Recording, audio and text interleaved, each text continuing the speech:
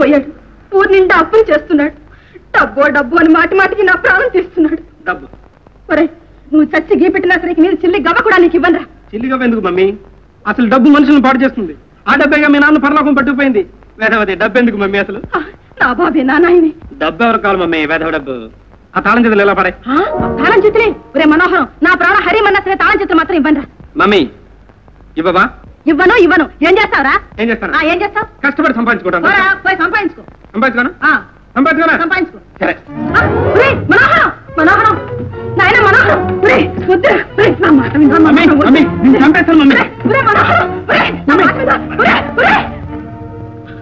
అయితే మళ్ళీ ఈ ఊరు నుంచి మకాం ఎత్తేసి అడవిలో కాపురం పెట్టి అక్కడ ఒక ఊరు కట్టాలంటావు. రే, నన్ను ముప్పు తిప్పలో పెట్టి 3 చెరువులు నీళ్లు తగ్గించేస్తున్నావు. అదే రా నిర్మషి, తగినంత శ్రమ చేయాలి. ఆ శ్రమ 10ంతలుగా ఫలించాలి. అయితే నువ్వు ఎక్కిన ఊరు దిగనంటావు. ఇప్పుడు ఎలా రా దిగేది? ప్రభుత్వం వారి దగ్గర నుంచి బంజర్లు కబులుకు తీసుకున్నాం. అప్పు కూడా పుచ్చుకున్నాం. కావలసిన పరికరాలేవో ఆర్డర్లు ఇచ్చాం. సత్యం రా దేవుడా, కొండనాలకి పెడితే ఉండనాలకి ఊడిందన్నట్టు ఓటానికి మన దగ్గరే ఉందిరా. దరిద్రమేగా, అది కూడా పోతుందని భయమా? చేసిన చాకరీ పోతే చాలదట్రా. తప్పుదాసుగా దండంతో సరే చెప్పండి. తల్లిని నమ్మినవాడు ధరణిని నమ్మినవాడు ఎప్పుడూ చెడిపోడు.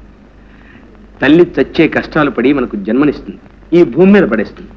ఆ తరువాత ఈ భూమాతే సర్వ బాధలకు వచ్చి మన బ్రతికిస్తుంది.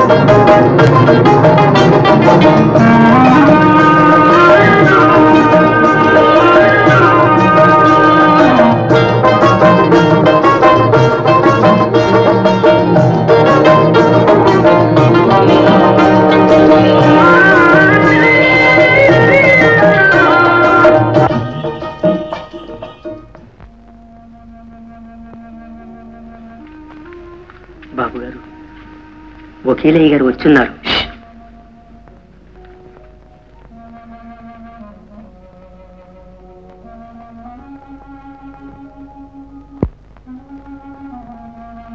ఈ మధ్య మన కాంట్రాక్ట్ లో కట్టించిన ఆ ఇళ్లన్నీ ఆ కాస్త వర్షానికి కూలిపోయాయండి.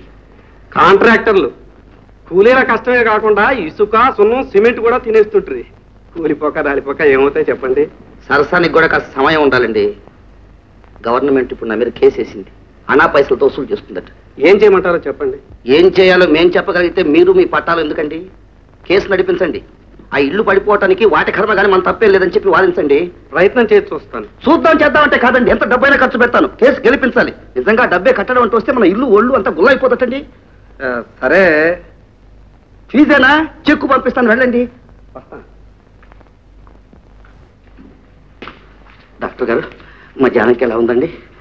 మరేం పర్వాలేదు, కాస్త జాగ్రత్త అవసరం. ఎంత డబ్బైనా ఖర్చు పెడతాను, అది కోలుకునేలాగా చూడండి. డాక్టర్లు మందులు ఇచ్చేవాళ్ళమే కానీ ప్రాణాలను ఇచ్చేవాళ్ళం కావు కదండి. మానవ ప్రయత్నం అంతా చేస్తాం. వస్తాను.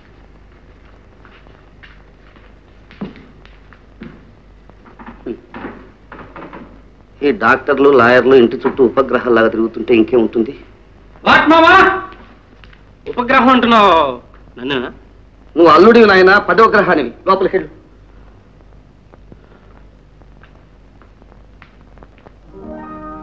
పార్వతి, పార్వతి, ఏమండి? ఇలా రా, కూర్చో. మన కష్టార్జితం ఇక మీద సర్వం నీది. నాకు మీరు బాబు తప్ప ఇంకేం అక్కర్లేదు.